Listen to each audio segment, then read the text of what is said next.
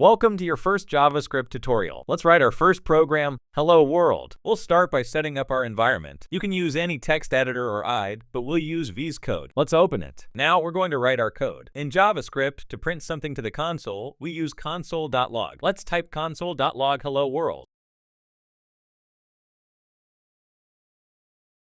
Once we've written the code, let's run it.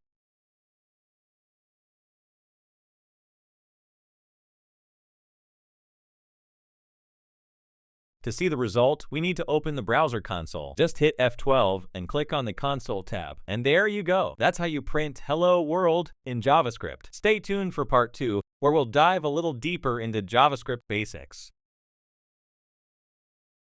Today, let's talk about variables in JavaScript. They store data, which makes them super important. Variables are containers for storing values. In JavaScript, we can use var, let, or const to declare them, each with slight differences. Let's start with var. It's an older way of declaring variables, but still works. Then we have let, which is newer and safer in most cases. And finally, const is for values that should never change. Now, let's see them in action. And there you go. You've just learned how to declare variables in JavaScript. Let's quickly dive into JavaScript data types and how to use them. In JavaScript, data types are the building blocks for any program. They tell us what kind of data we're working with. Here are the basic data types: string, text data like hello, number, numerical data like 42, Boolean, true or false values like true, null, a value that represents nothing, undefined, a variable that hasn't been assigned a value yet, object, a more complex structure. Let's see these in action. That's a quick intro to data types in JavaScript. Stay tuned for more videos.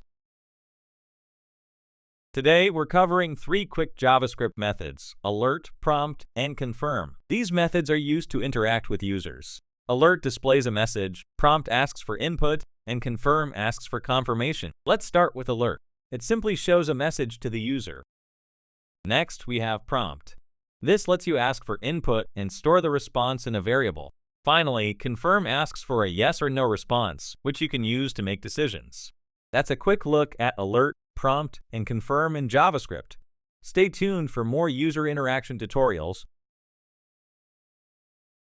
Let's quickly explore comparisons in JavaScript and how they work. Comparisons are used in programming to check relationships between values, which helps us make decisions in our code. Here are some common comparison operators. Equal to, strictly equal, checks both value and type. Not equal, strictly not equal. Greater than, less than. Let's see the difference between equal to and strictly equal. Now, here's a simple example using greater than and less than. That's a quick look at comparisons in JavaScript.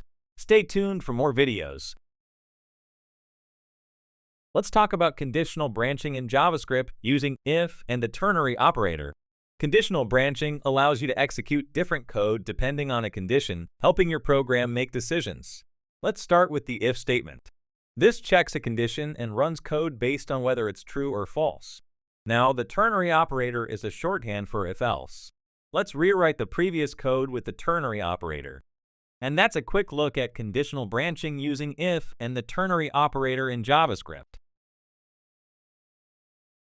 Let's learn about logical operators in JavaScript and how they help us control logic in our code. Logical operators allow you to combine conditions or invert them to make decisions. First, the in operator. It returns true only if both conditions are true. Next, the or operator. It returns true if at least one condition is true. Finally, the not operator inverts a condition.